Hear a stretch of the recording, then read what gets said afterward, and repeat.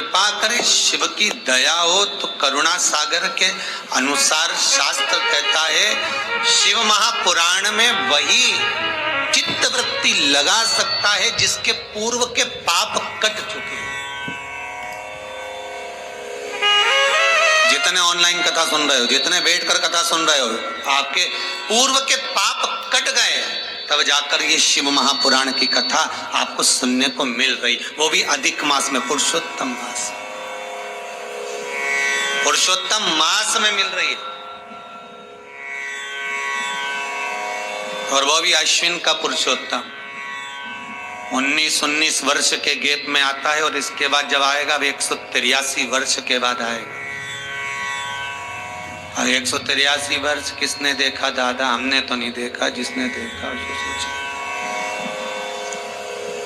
कौन देखा।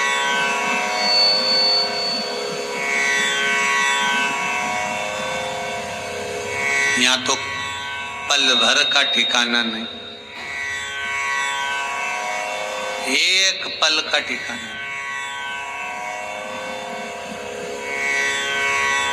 बस अपनी डोर भोलेनाथ जी के हाथ में है।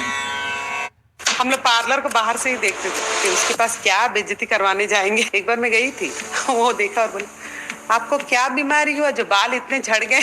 हम सोचे कि एक्सटेंशन लगा लेते हैं, तो उसके बाद यहाँ से दर्द होना चालू हो गया। उसको कहाँ टांगे, अब हील तो ठोक नहीं सकते उसमें। प्राय 7-8 महीना या 9 महीना हो रहा है मेरा। 1 मंथ तक तो मुझे कुछ भी नहीं दिखा।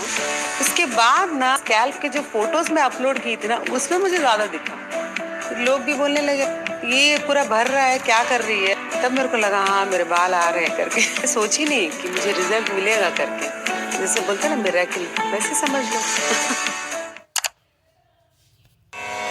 तो पतंग उड़ा रहे हैं, कब यमराज की पतंग उधर से आ गई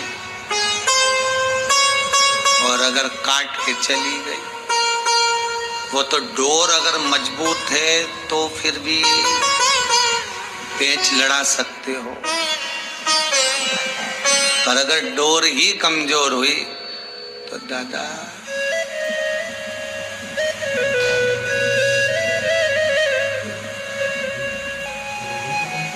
वो गुरु भजन है ना,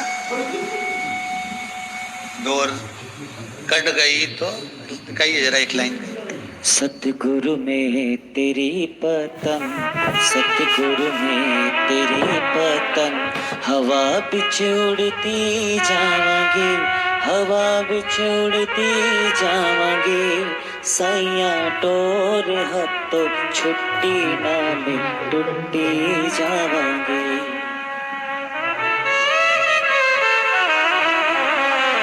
भगवान से कहते रहना छोड़ना नहीं।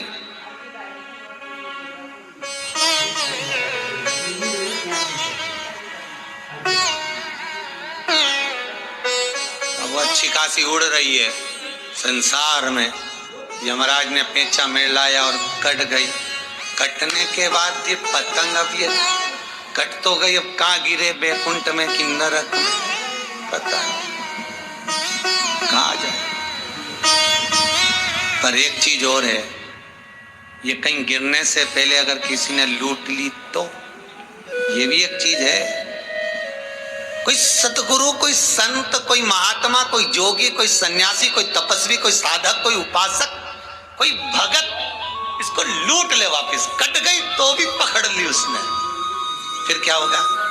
दूसरा धागा बांधा जाए, फिर बस यही है। जब संसार में ऐसा लगने लगे कि उलझ गए हो, दुखी हो, परेशान हो, कष्ट है संसार में बहुत, कोई धन से, कोई वैभव से, कोई सत्ता से, कोई चीजों से, कोई परिवार से, बहुत दुख अगर आपकी जिंदगी में है, तो बस ये पतंग को फिर किसी सद्गुरु के हाथ में छोड़ दो। वो खुद उड़ाना जानता है और उड़ा देगा, वो खुद जानता, फिर नहीं सोच। संसार में चिपकोगे तो परमात्मा तक नहीं पहुंच पाओगे। रोटी बनाने वाली माताएं बहुत अच्छे जानती हैं, जितने लोग कथा सुन रहे हो, आप में से माताएं रोटी बनाना जानती हो, तो रोटी बनाते समय आटे को उसन कर तैयार कर कर रोटी डायरेक्ट चकोटी बेलन पर बेल दोगे तो चिपक जाएगी, उसमें पलेथन लगाना पड़ेगा। और पलेथन लगाया तो चकोटी में भी नहीं चिपकेगी, बेलन में भी नहीं चिपकेगी, और फिर अच्छी बढ़िया घूम घूम के बेली जाए। और जिसमें अगर पलेथन नहीं लगा तो वो चिपक गई, जो बिना पलेथन लगाए जो चिपक गई उसको तवे पर डालोगे तो जहां से वो चिपकी है वहां से नहीं फूलेगी, बाकी की सब दूर से फूल जाएगी।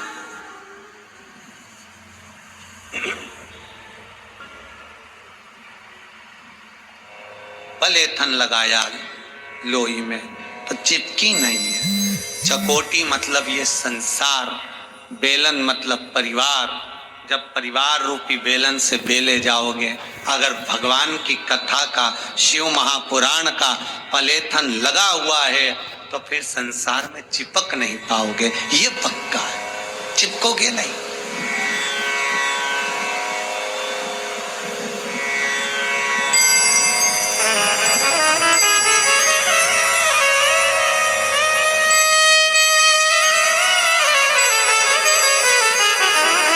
मांटाबू वाली माता जी तो कहती हैं, गुरुजी कब मंदिर कब तक कंप्लीट हो जाएगा, हमको आना है रहने के लिए, अब हमारा मन नहीं लगे मांटाबू। अकेले जीव हैं, पहचानते हो ना, अकेले बेचारे का आना। अब सब छोड़ दूं, बस सत्संग में मन लगाना है। जितनी उम्र बची है वो शंकर को देना है, वहीं की वहीं शंकर को एक लोटा पानी चढ़ाएंगे, बेलपत्र चढ़ाएंगे, समी पत्र चढ़ाएंगे, खूब आराम से अपनी जिंदगी भगवत भजन कर कर निकालेंगे। क्या करना है, हो गया जी। आज इंदौर से भी एक माता जी आई, कहाँ गई बेटी,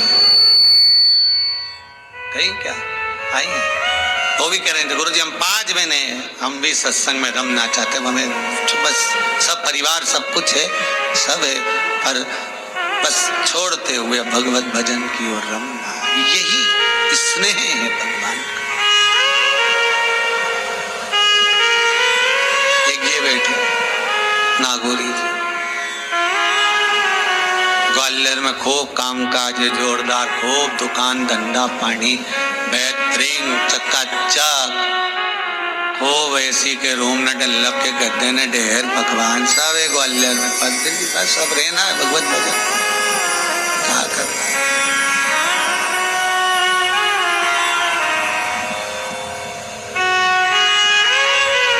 और होना चाहिए, भजन बिना यहाँ रहना मना है, भजन बिना यहाँ खाना मना है, भजन करो तो ये मौका मिला रे, ये मौका मिला है, लॉकडाउन तुम्हारे लिए लगा है कि ये कथा शिव महापुराण तुम बैठकर सुनो, आनंद लो और अपनी जिंदगी को संवार लो। भटकना छोड़ दो दुनिया वालों में, यहाँ चले गए वहां चले गए, वो उसके यहाँ गए उससे काम नहीं बना उसके यहाँ पहुंच गए, उसके यहाँ काम नहीं बना उसके यहाँ पहुंच गए, ये भटकन है। क्यों भटक,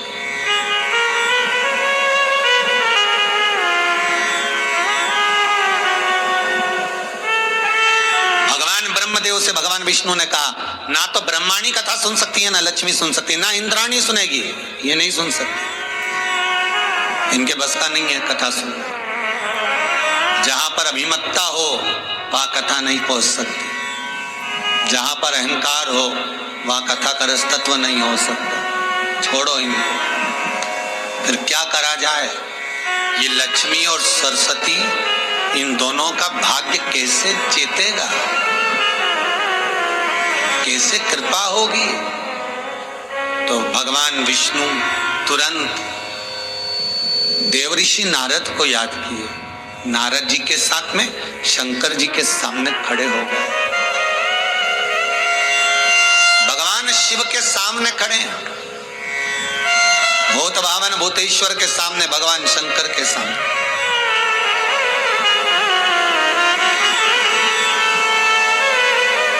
निवेदन करा हाथ जोड़कर, भोलेनाथ कृपा करिए, हर हर महादेव। शिव जी बोले कैसे आना हुआ? भगवान नारायण पधारे हो, ब्रह्मा भी साथ में, देव ऋषि नारद भी आए, क्या चाहिए? बस बात इतनी सी है कि ये लक्ष्मी, ब्रह्माणी, इंद्राणी, 33 कोटि देवताओं की जो धर्म पत्नियां हैं, इनका अभिमान समाप्त हो जाए, इनकी अभिमत्ता चली जाए और ये कथारस तत्व में लग जाए, कथारस तत्व में समाहित हो जाए।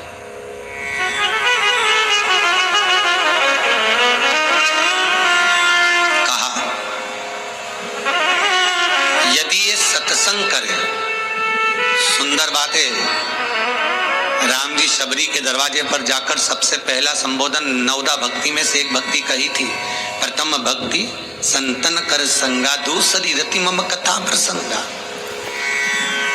सबसे पहला क्रम है सत्संग।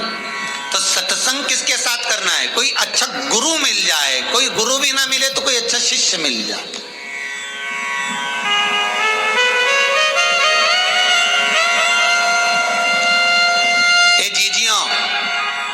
जितनी भी कथा सुन रही हो बहनों, जरा ध्यान से सुनना। तुम्हारी जो बेस्ट फ्रेंड हो,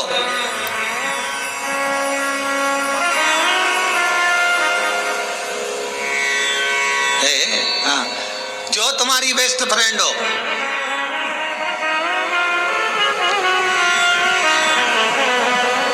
उसके साथ बैठकर थोड़ी सत्संग की बात